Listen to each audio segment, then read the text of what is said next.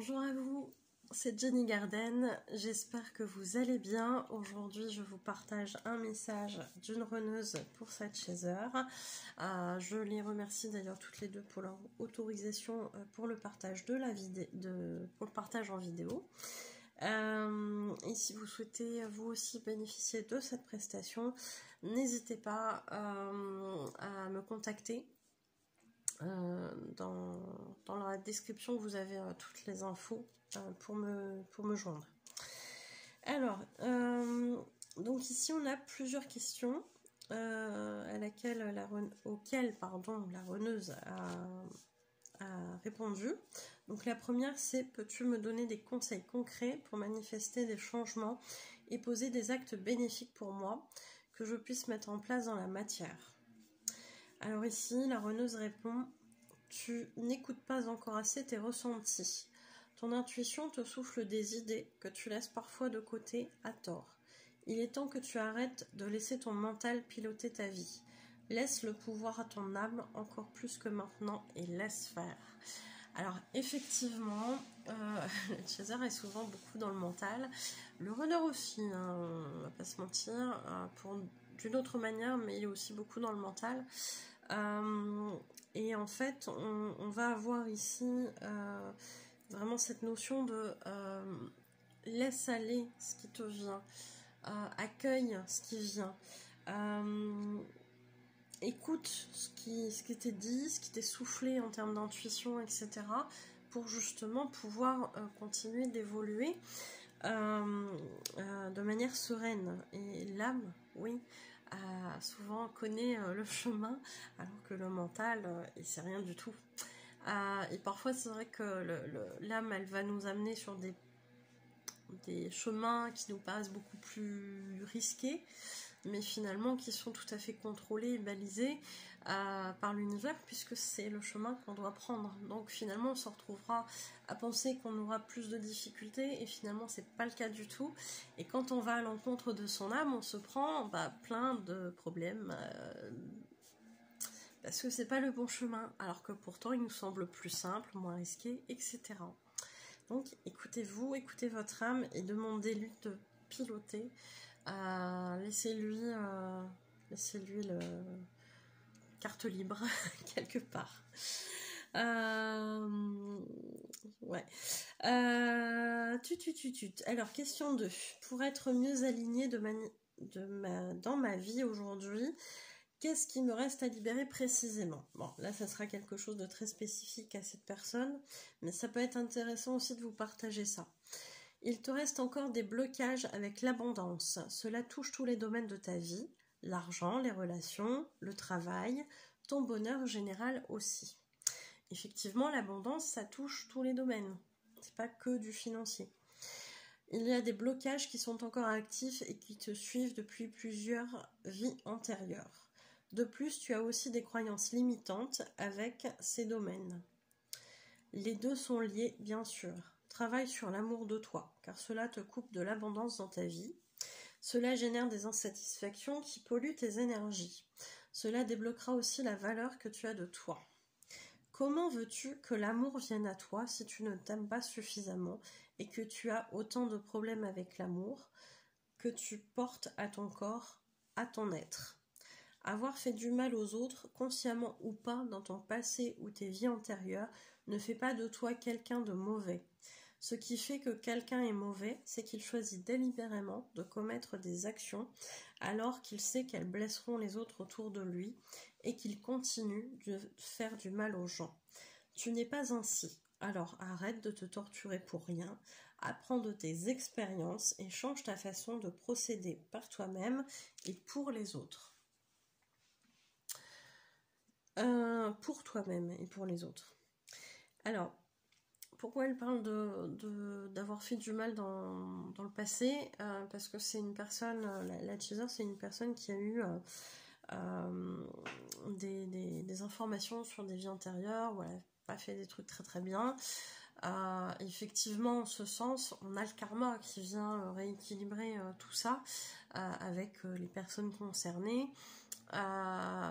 Donc j'ai envie de dire, on laisse faire le karma, voilà, et ça sert à rien de s'infliger de nouveau des punitions, etc. Pour corriger ça, puisque le karma va faire son œuvre. Donc en ce sens, ça sert à rien de ressasser ces trucs-là, de se faire payer encore et encore les mauvaises actions du passé, et encore ce sont des infos de vie antérieure, donc est-ce que, je vais pas dire que c'est pas fiable, parce que quand je travaille dessus, j'ai quand même des gens qui me disent « Ah oui, si, ça prend sens, etc. » Mais on n'a jamais la certitude à 100% que ce soit totalement comme ça, que ça se soit passé. Donc faisons confiance au karma, laissons tout ça se gérer, se rééquilibrer en temps et en heure dans les vies qui sont concernées et avec les personnes qui sont concernées. Et ne nous en rajoutons pas, hein. Je vous rappelle qu'on a déjà du karmique, du transgénérationnel, notre vie actuelle à gérer, donc voilà, c'est un peu compliqué si en plus on s'occupe de « Ah oui, mais attends, j'ai pas été super sympa dans une autre vie, donc je vais m'en rajouter une tartine là parce qu'il faut que je paye le truc. » Non, le karma s'en charge. Point. Ne vous en rajoutez pas.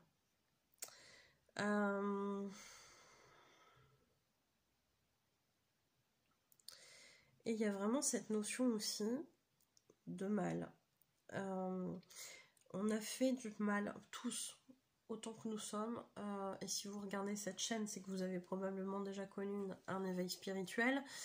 Pour en arriver à cet éveil spirituel, c'est que dans d'autres vies antérieures, très lointaines, vous avez, comme toutes les âmes jeunes, eu des besoins très primaires pour lesquels vous étiez prêts peut-être à tuer, à frapper, à violenter, etc. des gens pour satisfaire ces besoins-là.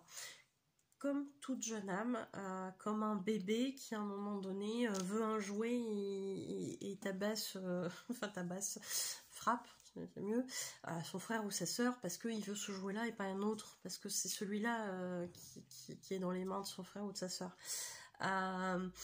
Et ben voilà, il va mettre une tarte à son frère ou à sa sœur en disant c'est à moi le jouet, etc. Une jeune âme, ça se comporte comme ça. Parce qu'à un moment donné, elle n'a pas appris que c'est pas parce qu'un tel a quelque chose qu'il faut absolument lui prendre des mains parce qu'on le veut absolument ce jour-là. Donc ça c'est valable avec les objets, avec l'argent, avec le pouvoir, etc., etc. Les jeunes âmes sont très dans le matériel. Donc elles vont être très focalisées sur les besoins matériels primaires, la satisfaction de cela, et ne pas savoir forcément se raisonner. Et au fur et à mesure de l'évolution de cette âme, elle va comprendre effectivement que peut-être que si elle veut le jouet là, d'un tel ou tel objet, peut-être qu'il va falloir qu'elle fasse quelque chose pour l'obtenir d'elle-même. Peut-être qu'il va falloir aller travailler pour gagner de l'argent, pour se le payer, etc. Mais que c'est pas bien de tabasser, de foutre une tarte à son frère ou à sa sœur parce qu'on veut le même truc. J'ai alterné les exemples, hein, mais vous comprendrez bien de quoi il en retourne. Et cette âme, elle va évoluer, et plus elle va évoluer, plus elle va aller dans le côté spirituel des choses, en essayant de garder un équilibre dans la matière, puisqu'elle est incarnée dans la matière. Donc ça veut pas dire je suis spirituelle, je n'ai pas besoin d'argent. Tu es spirituel certes, mais dans ta vie, peut-être que tu as un loyer à payer, peut-être que tu as des vêtements à t'acheter, peut-être que tu as de la nourriture à t'acheter aussi pour pouvoir vivre, etc., etc. Donc tout ça, aujourd'hui, ça se paye avec de l'argent, hein, voilà. Donc bien sûr que l'argent est utile, mais on va le prendre d'une autre manière, plutôt comme un outil, et non pas comme un but absolu d'amasser de l'argent, de l'argent, de l'argent, de l'argent, comme une jeune âme pourrait avoir envie de le faire dans un but de pouvoir, en l'occurrence. La personne spirituelle va plutôt se dire cet argent il va me servir pour faire quelque chose, pour faire un projet, etc. Parce que je peux pas payer ça autrement qu'avec de l'argent. Donc il va y avoir différents points de vue au fur et à mesure de l'évolution de cette âme. Et effectivement, c'est l'évolution qui est comme ça. Donc on en passe tous par cette notion de jeune âme qui fait des choses comme ça, pas très cool, parce que c'est aussi par là qu'elle devait en passer pour comprendre que c'était des choses pas très sympas à faire. Question 3. Quelle capacité spirituel je dois développer davantage et mettre en place afin d'aider les autres dans le cadre de ma mission d'âme? Alors ici, la reneuse répond, développe tes ressentis. Tu possèdes en toi plusieurs sens spirituels. La clairsentience, la clairvoyance et la clairaudience. Mais l'écoute via la clairaudience est à développer davantage en ce moment. Donc la clairaudience, c'est tout ce qu'on entend avec les sens spirituels, donc pas forcément avec l'oreille, mais ça va être ça. La clairsentience, c'est tout ce qu'on va ressentir en termes de sensations, par exemple sur la peau. Si vous avez un défunt qui vient vous faire un petit coucou comme ça, vous allez le sentir comme si on vous avait réellement touché. La clairvoyance, c'est les flashs qu'on peut avoir, c'est les rêves qu'on peut avoir aussi, hein, quelque part. Hein. Les rêves prémonitoires, etc. Hein. Tu pourrais aider les gens autour de toi en leur délivrant des messages pour leur évolution. Sois humble. Question 4. Peux-tu me partager ton avis et ton ressenti concernant les clés USB de chansons dans la dernière? Donc ça, c'est quelque chose qu'avait transmis la Chaser à sa reneuse. Et là, la reneuse répond. J'ai ressenti ton envie de partager ces chansons dans le but de réveiller peut-être certains souvenirs nous concernant. Cela a fonctionné. J'ai ressenti de la nostalgie. Mon cœur a été lourd. Et puis, j'ai coupé. Je n'ai pas écouté la suite. Cela était trop lourd pour moi. J'ai plutôt envie d'occulter notre histoire en ce moment pour tenter d'oublier mes souffrances et la culpabilité que je ressens vis-à-vis de toi. Mais aussi pour tenter de vivre ma vie. Mais ton souvenir plane toujours. C'est très difficile pour moi, tu sais. J'ai été détestable avec toi à certains moments pour que tu te détaches de moi et que tu puisses avancer. Continue, tu peux faire mieux. Dans d'autres chansons, je me suis sentie visée par certains messages et j'ai eu l'impression d'en prendre plein mon grade. Est-ce que c'est mes blessures qui parlent ou est-ce que c'est plutôt un ressenti exact et que tu as voulu me faire entendre ta façon de penser à travers ces chansons?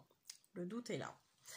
Donc, oui, un support comme ça, bon là c'est un support auditif puisque c'était de la musique, des chansons, qui amène finalement des questionnements à cette reneuse qui n'a pas pu en fait tout écouter parce que c'est compliqué, parce que ça vient raviver des choses, parce que ça amène beaucoup d'émotions. Donc c'est vrai que c'est pas évident, c'est pas simple. Souvent ce qui se passe c'est que, comme elle dit, hein, moi j'ai coupé parce que là je prenais plein d'émotions et j'arrivais pas à les gérer. Donc il y a plusieurs choses, à la fois de la nostalgie, des souvenirs en commun, etc. Mais aussi peut-être des messages qu'a voulu faire passer sa Chaser. Ou en tout cas, c'est la question que se pose cette reneuse. Donc c'est vrai que c'est pas simple. Et voici le message libre. Je suis désolée si je t'ai semblé dur avec toi. Je ne fais que te renvoyer tes blessures afin que tu les guérisses. Et même si je ne semble pas te soutenir dans la matière, c'est tout le contraire dans l'énergie. Les runners nous soutiennent leur chaser dans l'énergie. Il y en a un qui est très matière, c'est le chaser. Il y en a un qui est très astral, énergétique, c'est le runner.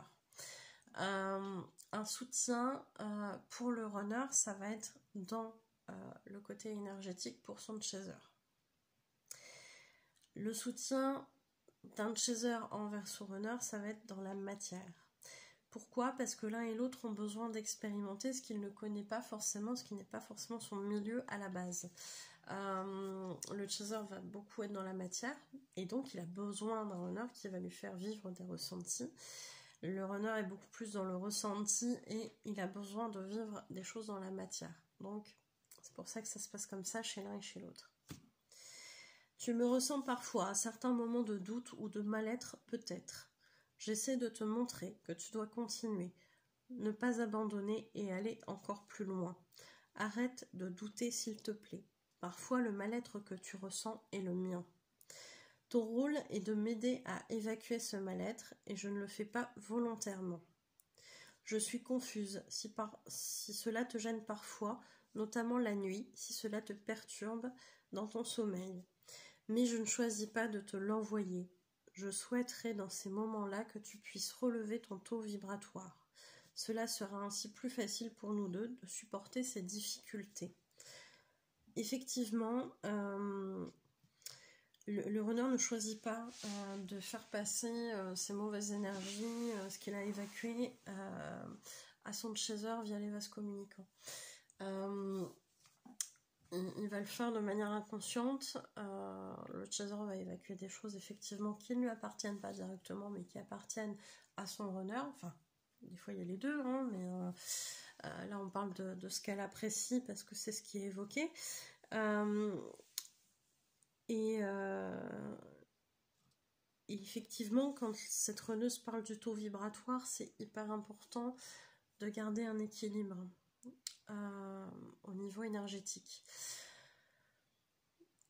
Le runner va être comme ça. En termes d'énergie, il va être assez bas, puisque parfois il y a des choses à évacuer, etc. C'est compliqué, donc c'est pas des bonnes vibrations. On est d'accord. Le chaser va avoir un certain niveau d'énergie et via les vases communicants va devoir évacuer des trucs pas cool de son runner, donc il va replonger en termes de vibration dans des choses assez basses et derrière on lui demande de rehausser pour justement essayer de maintenir un certain équilibre, c'est-à-dire que le chaser, s'il est bien rehaussé en termes d'énergie, s'il est assez haut, il ne va pas se plomber comme il va se plomber s'il est déjà un peu ras des pâquerettes au niveau énergétique. Donc l'idéal effectivement c'est d'essayer de maintenir un taux vibratoire très élevé pour descendre le moins possible en termes d'énergie. Et c'est ce qui fera que ça sera plus facile entre guillemets à supporter effectivement. Je t'en remercie et je souhaite malgré mon silence, et je t'aime, pardon, et je t'aime malgré mon silence. Ne doute pas de mon amour, s'il te plaît. Bon, en espérant que ça ait pu répondre à certains de vos questionnements, peut-être sur vos parcours également, je vous remercie de m'avoir écouté et je vous souhaite une belle journée ou une belle soirée. Je vous dis à bientôt, prenez soin de vous.